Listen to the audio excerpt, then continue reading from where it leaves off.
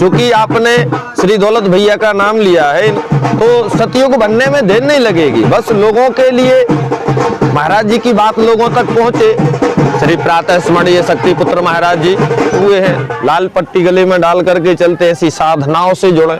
मैं तेजराम लोधी स्वागत करता हूँ। आपने सिमरी ग्राम में भगवत कथा का 7 दिन श्रवण कराया। आप सिमरी ग्राम के ग्रामवासियों को क्या प्रेरणा देना चाहते हैं कि आपने 7 दिन भागवत सुनाई, उसका क्या प्रेरणा मिलेगी, कैसे समाज परिवर्तन आएगा? सभी के लिए जय जय राधे श्याम। सच्चिदानंद रूपाय विश्वोत्पत्त्यादि हेतवे आपत्र विनाशाय श्री कृष्णाय वयम नमः।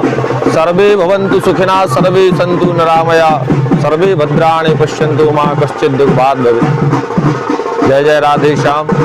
सभी ग्रामवासियों से एक ही प्रार्थना है महाराज। सबसे पहली बात तो इस ग्राम में मुझे खुशी की बात भी है कि यह ग्राम जो है वह नशा मुक्ति से जुड़ा हुआ ग्राम है और यह ग्राम उन्नतिशील है और नशा मुक्ति से नहीं बल्कि दूसरे लोगों को भी रोक रहा है कि आप यह ना करें। सबसे बड़ा संदेश यही है कि समाज में जो कुरीतियां फैल रही हैं, लोग धर्म के प्रति अरुचि पैदा करते हुए दुराचार की ओर बढ़ रहे हैं। व्यसन करना, मांस का भक्षण करना, मदिरा का सेवन करना, आहार निद्रा पशुभिन्नराणाम, पशुबद्ध तरीके से जीवन यापन कर रहे हैं। इसका एक ही कारण है पाश्चात्य संस्कृति का हावी होना।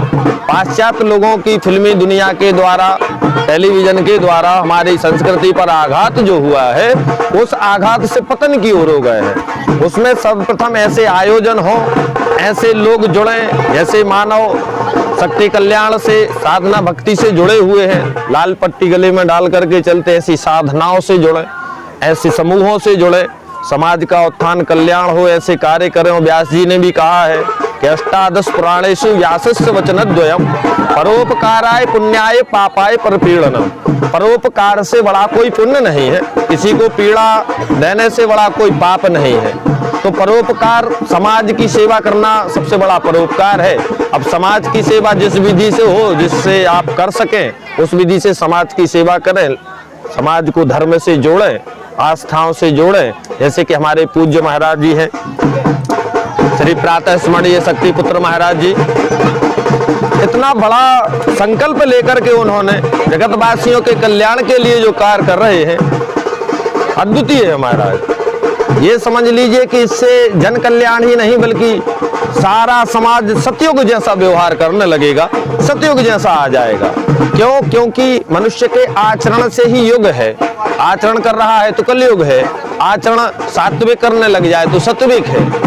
तो सतयुग बनने में देर नहीं लगेगी। बस लोगों के लिए महाराज जी की बात लोगों तक पहुंचे, लोग उस बात को समझें क्या कर चाहते क्या है। और नहीं तो महाराज आजकल की राजनीति का तो व्याख्यान मुझे उल्टा सूझता है, क्षमा करिएगा। वैसे राजनीति में 4 अक्षर हैं, राजनीति, तो ये बड़ा विचित्र समझ में आता है। अगर राजनेता सही राजनीति नहीं करता है तो फिर रा से राक्षस बन जाता है, जा से जनता का बंदा है। राक्षस जनता का हो जाता है, ना से न्याय ना करना, ता से त्राहिमाम मचना, तिरस्कार कर देना लोगों का, अगर राजनीति सही नहीं करते। वरना महाराज राजनीति इसलिए बनाई गई है कि सात्विक तरीके से जन कल्याण हो, लोगों का कल्याण हो, किसी भी प्रकार से अव्यवस्थाएं ना फैले, दुराचार पापाचार ना हो। यह सबसे बड़ी विशेषता है। तो हम आप सभी लोगों के साथ में हैं जो यहाँ पर मानव कल्याण सेवा समिति के बहुत से सदस्य एकत्रित हैं। मैं सभी के साथ हूँ और जब भी आप कहें दिन में रात में जो मेरी आवश्यकता हो तन मन से धन से, तो मैं आप लोगों के सहयोग में तत्पर रहूंगा। और व्यासपीठ से जी हमारे सिमरी ग्राम के एक नागरिक माननीय सम्मानीय दौलत भैया, जिनको विधायक की टिकट मिलने को तय हो गया है, आपने गद्दीपीठ पे कहा, तो आप कैसा सहयोग करना चाहते हैं और समाज को क्या बताना चाहते हैं कि कैसे मार्ग पे वो ले जा सकते हैं समाज? सर्वप्रथम तो बात यह है कि नेता हमारा कैसा हो। नेता सर्वप्रथम तो बात यही है कि नेता हमारा जो हमारे बीच रहे, समाज के कल्याण के लिए करे। चूंकि आपने श्री दौलत भैया का नाम लिया है, इनको मैं 10 वर्षों से जानता हूं और ये समाज में कभी भी मैं देखता हूं कि रात्रि के आधी रात्रि में भी फोन पे पता चला कि समाज सेवा में लगे हुए हैं। तो ऐसे समाज सेवकों के लिए जो कि ना कि अपने घर के लिए जोड़ रहे हैं ना परिवार के लिए जोड़ रहे हैं, केवल समाज सेवा में अपनी जेब से खर्च करके लोगों की मदद कर रहे हैं, ऐसे लोगों को ही राजनीति में अग्रणी होना चाहिए, आगे आना चाहिए और सारे ग्रामवासियों को तन्मयता से उनका सहयोग करना चाहिए।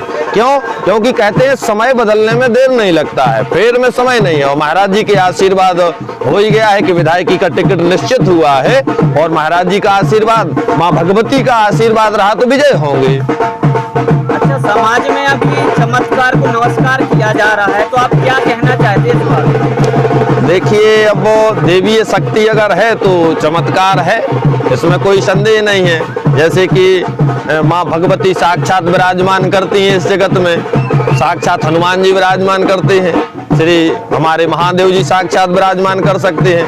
तो महाराज कुछ भी हो सकता है, कुछ भी संभव है और सब हो सकता है। समाज में अगर कोई कहे कि हम आपकी भूत भविष्य वर्तमान को पर्चे में लिख के बता दें, तो क्या उससे समाज का भला हो सकता है?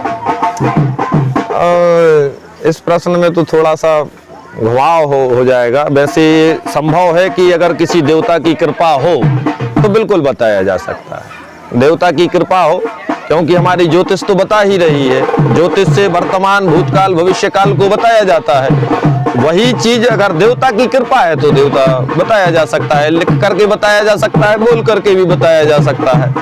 लोग समाज में कहते हैं कि माता की साधना करना बहुत कठिन है, तो आप क्या समझते हैं माता की साधना करना बहुत कठिन है?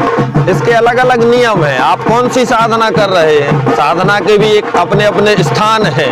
आप श्रेष्ठ पद की साधना कर रहे हैं, अब वैसे तो जैसे पीताम्बरा देवी है, तो जैसे आप उनकी साधना करेंगे बड़ी कलिष्ठ है, बिल्कुल कलिष्ठ है। लेकिन साधना के नियम है। अब आप किस स्तर से कर रहे हैं उस पर निर्भर करता है।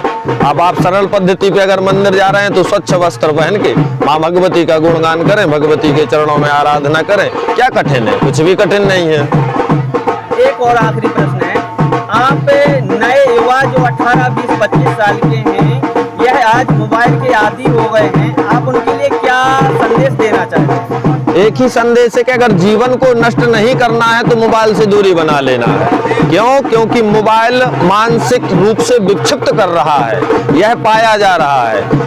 बच्चे सुनते नहीं है, जब 4 बार उनको बुलाओ तब वो आवाज दे पा रहे हैं। कान में लीड लगा लिए महाराज तो कानों से भी गए और अन्यत्र प्रकार से भी गए। तो सर्वप्रथम माता पिता को ये निवेदन है सब बच्चों के कि अपने बच्चे को मोबाइल से दूर रखें, और जो युवा वर्ग है उनसे प्रार्थना है कि भैया अपने जीवन को बचाएं और मोबाइल से चीजों से दूर रहें, क्योंकि ये नास्तिकता की ओर ले जा रही है। इससे आप सात्विक कम देख रहे हैं, असात्विक ज्यादा बनते जा रहे हैं, इससे दूर रहें। आपका बहुत बहुत धन्यवाद। मैं सत्य सनातन धर्म परिवार की ओर से आपका बहुत बहुत धन्यवाद करता हूँ। जय जय श्री राम। जय जय सीताराम।